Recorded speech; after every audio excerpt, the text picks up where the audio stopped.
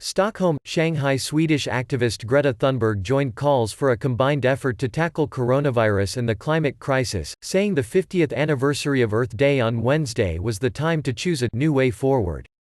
Dramatic improvements in air and water quality as coronavirus lockdowns have cut pollution have prompted calls for a low-carbon future, but the need to get millions back to work is clouding the environmental picture.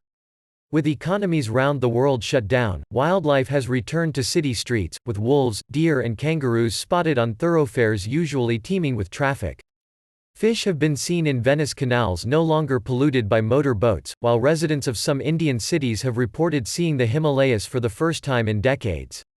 Satellite imagery has shown significant air quality improvements across Europe and Asia, including China, where the coronavirus pandemic emerged. But residents in some of China's most smog-prone cities said they feared blue skies would not last as the world's second biggest economy got back to work. In the second half of the year, when the epidemic eases, the weather will slowly be worse after factories reopen, said Tang Jiwei, 27, a resident of Shanghai. Try your best to enjoy the blue sky now. Thunberg, taking part in a streamed event to mark Earth Day, said action to tackle coronavirus did not mean the climate crisis had gone away. We need to tackle two crises at once, she said. Whether we like it or not, the world has changed. It looks completely different from how it did a few months ago, and it will probably not look the same again, and we are going to have to choose a new way forward, the teenager said.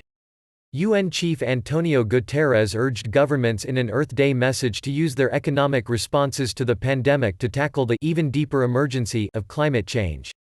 With global battle lines emerging between investors backing green stimulus measures and industry lobbyists aiming to weaken climate regulations, Guterres cautioned governments against bailing out heavily polluting industries.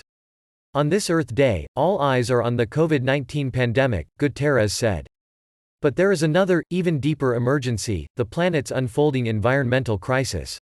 Peter Betts, a former lead climate negotiator for Britain and the European Union, said there was now pressure for coronavirus economic stimulus packages to be low-carbon, climate-smart.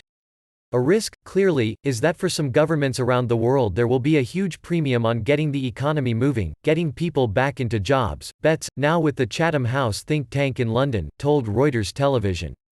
That is a priority for U.S. President Donald Trump, who wants to get America, and in particular its oil and gas industry, back to work. We will never let the great U.S. oil and gas industry down, Trump tweeted, calling for a plan which will make funds available so that these very important companies and jobs will be secured long into the future. The environmental stakes were rising even before the pandemic's economic shutdown raised hopes in some quarters of a low-carbon future. Last year was the hottest on record in Europe, extending a run of exceptionally warm years driven by unprecedented levels of heat trapping greenhouse gases in the atmosphere, according to a study released on Earth Day. Of Europe's 12 warmest years on record, 11 have occurred since 2000, the European Union's Copernicus Climate Change Service (C3S) said. This warming trend is now unequivocal anywhere on the planet. And as a consequence of that, the frequency of these record-breaking events is going up, C3S Director Carlo Buontempo told Reuters. The coronavirus pandemic is expected to drive carbon dioxide emissions down 6% this year, the head of the World Meteorological Organization (WMO) said, in what would be the biggest yearly drop since World War II. But that will not stop climate change, the WMO said.